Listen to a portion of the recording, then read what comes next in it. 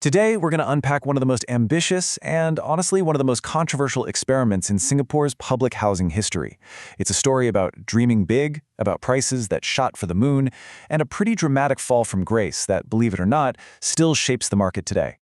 So let's start with this question because it's really at the heart of everything. What if public housing could look and feel just like a luxury condo? This was the revolutionary idea Singapore decided to test out back in 2005. And let me tell you, that one question created a whole new class of housing, shattered price records, and it ended up challenging the very meaning of public housing itself. All right, so where did this whole condo-like dream even come from? Well, our story kicks off in a time of growing ambition. So picture this.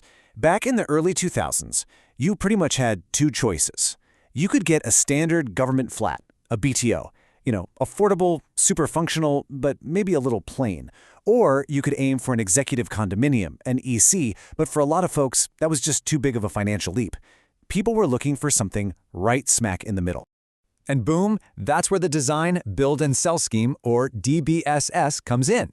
The whole concept was actually simple, but kind of brilliant. You let private developers design and build these flats on government land. The idea was to inject all that private sector creativity and luxury right into the public housing system. And what you got was this fascinating hybrid.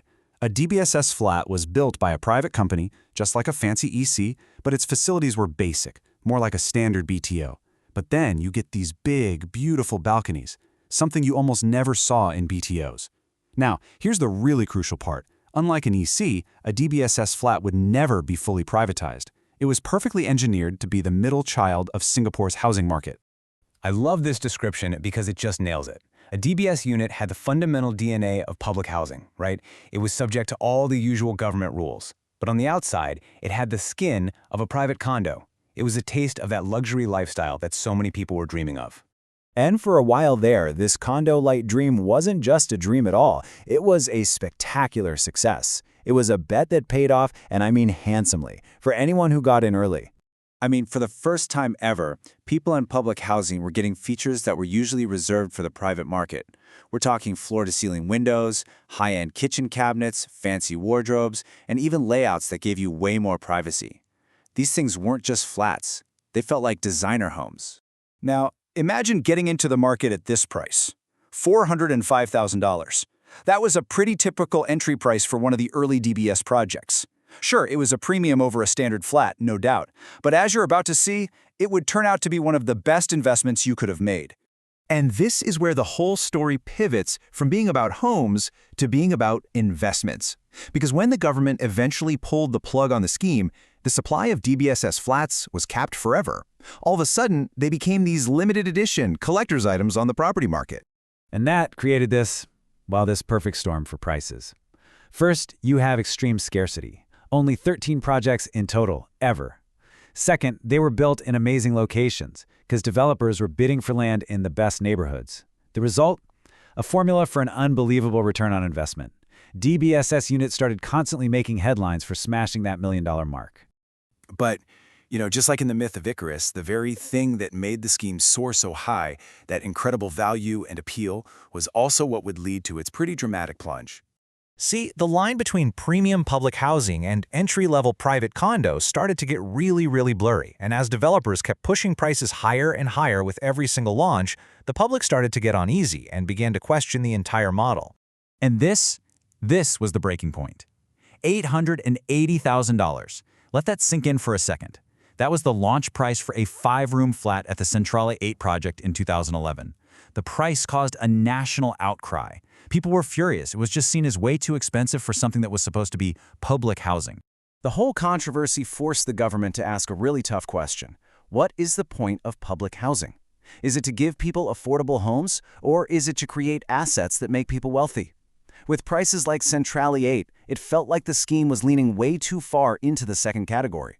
The public in public housing just felt, like it was disappearing. And the backlash was so swift and decisive. Just 6 short years after it started, the scheme got suspended in 2011. A year later, in 2012, it was officially terminated. A really bold experiment brought to a sudden and very dramatic end.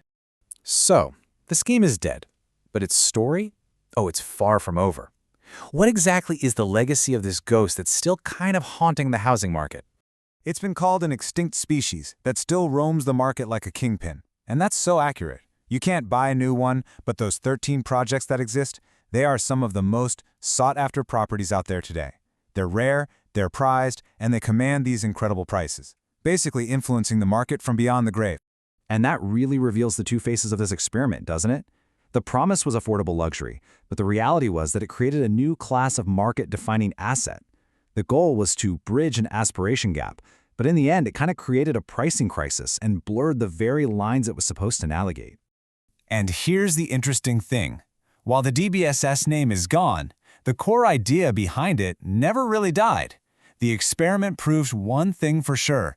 Singaporeans were willing to pay more for better design and better locations, even within the public system. And that insight, it directly influences today's housing policy with the new Plus and Prime models. They are essentially carrying on that same spirit. So in the end, the legacy is this huge paradox. You could argue the DBSS was the best scheme ever for an owner's net worth, but it was also probably the most dangerous for the country's housing affordability. For the lucky few who got in, it was like winning the lottery. But for the nation as a whole, it was an experiment that came dangerously close to threatening the core principle of affordable housing for everyone. And that's really the question we're left with, isn't it? Was the DBSS scheme a brilliant success that gave people what they aspired for, or was it a cautionary tale about flying too close to the sun?